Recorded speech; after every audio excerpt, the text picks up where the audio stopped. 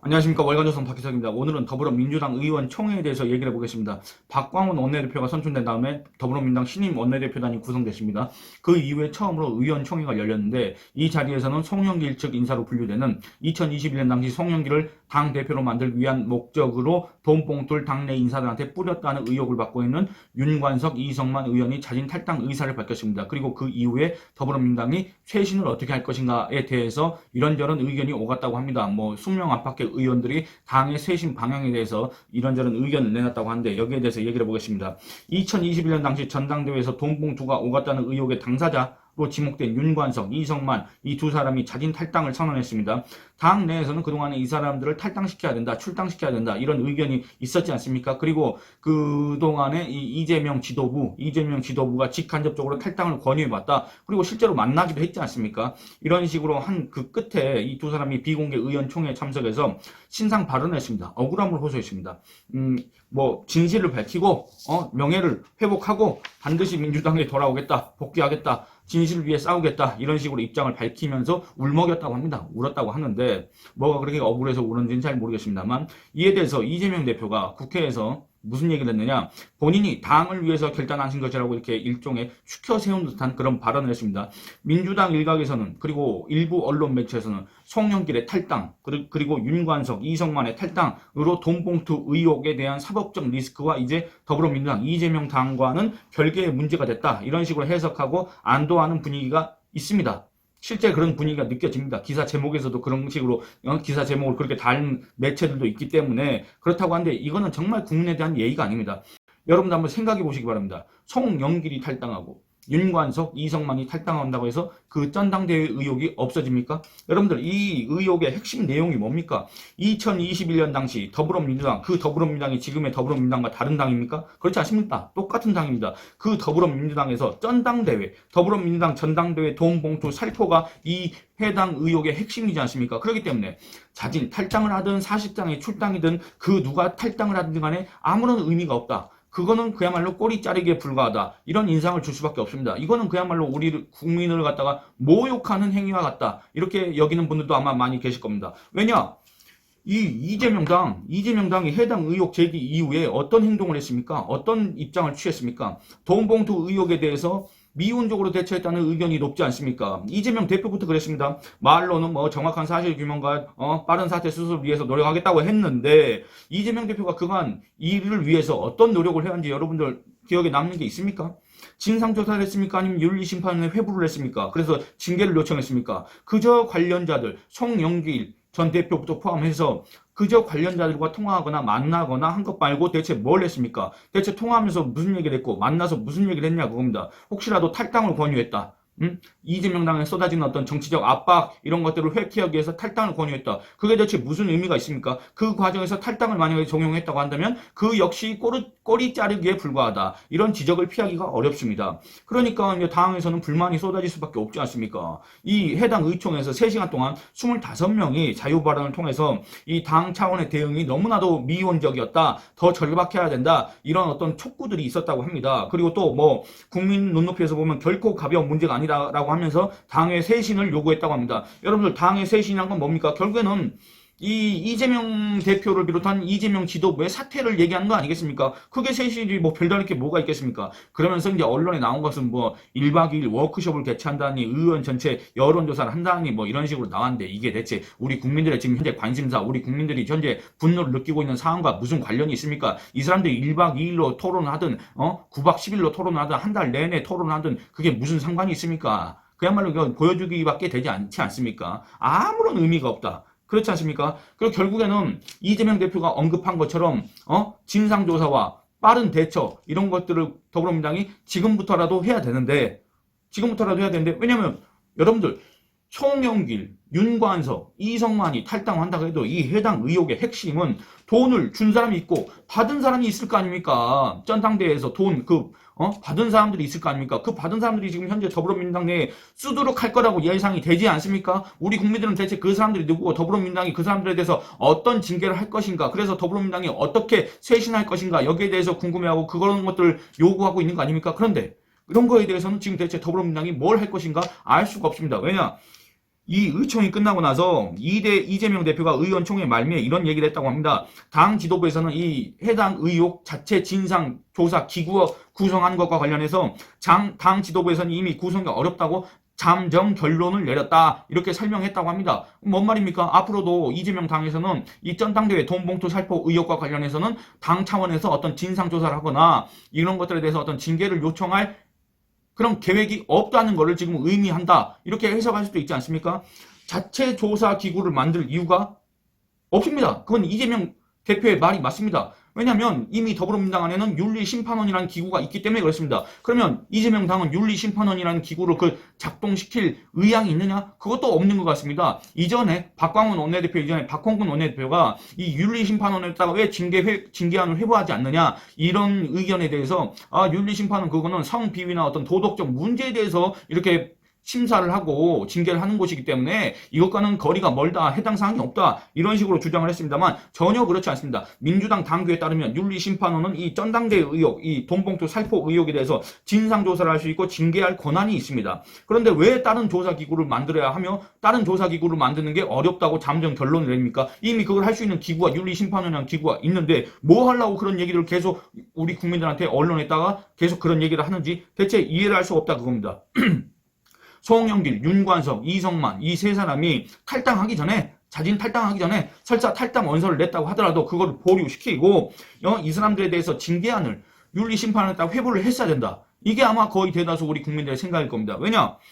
아까 그 전에 박홍근 전 원내대표는 성비위, 도덕적 문제에 대해서만 얘기를 했는데 더불어민주당 당규에 따르면 윤리심판은 금품수수, 부정선거, 품위유지, 의무, 위반 이런 것들을 이유로 윤리심판원이 조사를 할 수 있고 징계를 할 수 있습니다. 그렇기 때문에 윤리심판원의 당 지도부가 이들에 대한 징계안을 회부하고 그들이 자진 탈당을 하기 전에 더불어민주당의 이름으로 징계를 했어야 된다, 이런 생각을 하시는 분들이 많이 계실 겁니다. 또한 돈 봉투를 받은 자들에 대해서도 조사했어야 합니다. 왜냐? 이재명 대표가 분명히 그런 얘기를 했지 않습니까? 제가 앞서서 밝힌 것처럼.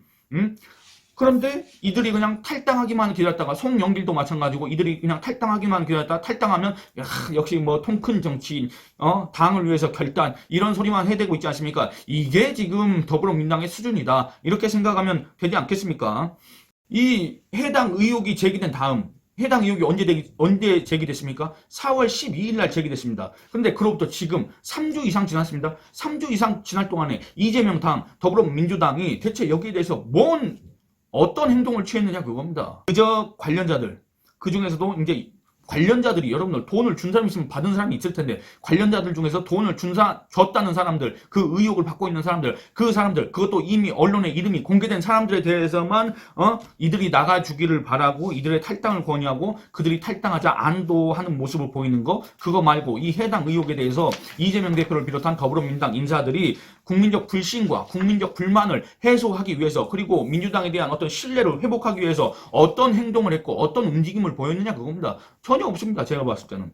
지금 이재명 당이 이렇게 할 수밖에 없는 이유는 제가 그 전 영상을 찍을 때도 한번 말씀드렸지만은 원칙과 기준이었기 때문에 그렇습니다. 기준이었기 때문에, 명분이었기 때문에 그렇습니다. 누가 누구를 비판하고 누가 누구에게 징계를 요구할 권한이 있겠습니까? 누가 누구에게 징계를 요구한 명분과 면목이 있겠습니까? 그렇지 않습니까? 그 이유에 대해서는 여러분들이 더 잘 아실 겁니다. 제가 이제 무슨 얘기를 하려고 하는지 다 아실 겁니다. 그 당의 대표가 바로 이재명이라는 사람이기 때문에 그런 거 아니겠습니까? 그렇게 여기는 분들이 많이 계시지 않겠습니까? 어떤 논란 때문에 누가 탈당해야 된다고 한다면 그 제1순위는 과연 누가 돼야 하겠습니까? 그리고 누구에게 징계를 요구해야 된다고 한다면 그 징계를 받을 사람은 대체 또 누가 1순위가 될 수밖에 없겠습니까? 그렇지 않습니까? 그렇기 때문에 이런 더불어민주당의 이런 원칙과 기준이 없을 수밖에 없는 그런 상황이 됐기 때문에 그저 아무런 방법도 없이 그냥 손 놓고 이들이 탈당하면 기다리고, 탈당하면은 마치 더불어민주당과 이제 그 해당 의혹 사안과는 별개의 문제가 된 것처럼 이렇게 언론에다 대고 이렇게 얘기하는 것 같은데, 그리고 그 친야 성향 매체들이 이렇게 써주는 것 같은데 전혀 그거는 사실과 다르다, 이렇게 얘기를 할 수밖에 없습니다. 이런 상황 탓에, 이재명이라는 사람이 대표를 하고 있는 탓에 제대로 된 원칙과 기준을 적용하지 못하고 있기 때문에 결국에는 관련자들이 탈당하기만 기다리면서 말로만 국민께 사과, 운운하는 그런 행태를 계속 반복하고 있지 않습니까? 여러분들 한번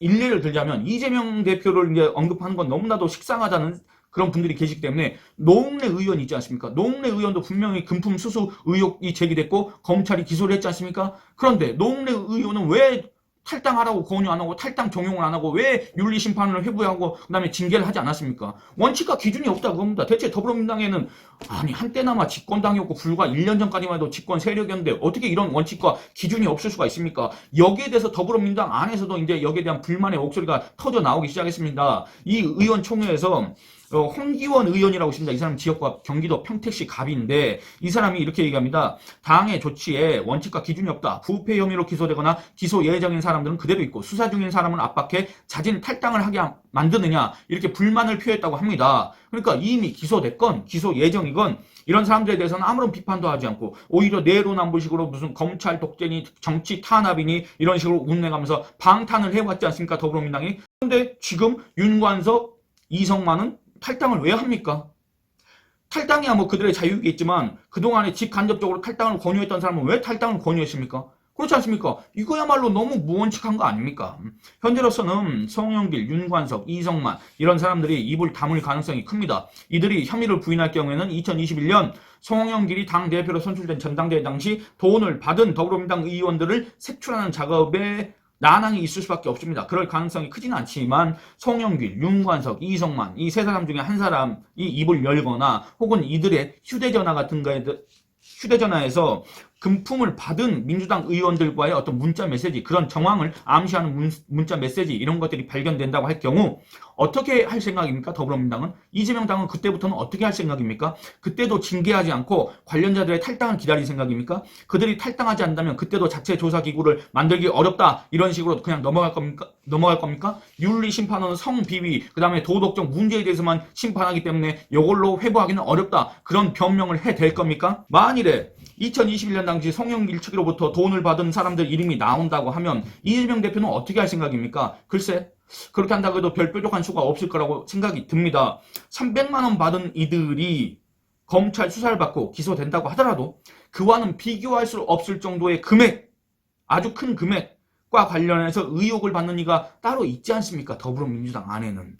이재명 대표가 이들에 대한 징계를 추진할 경우에는 어떻게 되겠습니까? 지금 이재명 대표가 전당대회 의혹, 돈봉투 살포 의혹에 대해서 어떤 식으로 지금 기자들 앞에서 얘기하고 있습니까? 박순자는요, 김연아는요, 태영호는요, 이런 식으로 지금 동문서답을 하고 있지 않습니까? 이런 식으로 화제 전환을 하고 국면 전환하려고 하고 물타기를 하려고 하고 있지 않습니까? 시선 돌리기를 하려고 하고 있지 않습니까? 아마 돈을 받았다는 민주당 의원들 이름이 나온다고 하더라도 이재명 대표가 어떤 적극적으로 징계를 하거나 진상조사를 할 그런 거는 여의치 않고 설사 이재명 대표가 그런 어떤 어려움을 다 무릅쓰고 진상조사를 한다, 징계를 한다고 할 경우에는 그 돈을 받았다는 더불어민주당 의원들이 이런 얘기를 할 겁니다. 이재명은요? 이렇게 얘기할 경우에 이재명 대표는 대체 무슨 변명을 할 수가 있겠습니까? 만약에 이 돈을 받았다는 이유로 더불어민주당 윤리심판에 이 돈 받은 사람들을 갖다가 징계 회부를 한다고 한다면 이재명 대표가 먼저 그 앞서서 징계안을 스스로 요청해야 되지 않을까? 이런 요구를 당내 의원들이 하지 않을까? 이런 생각이 들지 않습니까? 그때 이재명 대표는 대체 무슨 말을 할 수가 있겠습니까? 그리고 그런 식으로 그런 어떤 움직임을 보인다고 할 경우 이재명 대표가 이에 대해서 더불어민주당 의원들이 또 어떤 감정을 품겠습니까? 반감이 고조되는 가운데 혹시 국회에 이재명 체포 동의안이 다시 상정될 경우 그 결과는 또 어떻게 되겠습니까? 이런저런 상황을 가정하면 3시간 의총 이후에 박광원 원내대표가 일종의 대국민 사과를 했습니다. 민주당에 대한 국민들의 지적과 비판을 겸허하게 받아들이고 최선을 다해 쇄신하고 변하겠다는 각오의 말씀을 드린다라고 했습니다. 그런데 이런저런 상황을 고려하면 그리고 이재명이라는 사람이 더불어민주당의 대표를 하고 있다는 점을 감안했을 때 이 박광원 신임 원내대표의 대국민 약속, 대국민 각오는 공연불이 될 가능성이 너무나도 크다 이렇게 얘기할 수 있습니다. 이미 그러니까 부도가 예정된 부도 수표를 우리 국민들한테 날렸다 이렇게 얘기할 수 있다 그겁니다. 예, 오늘 이만 줄이도록 하겠습니다. 감사합니다.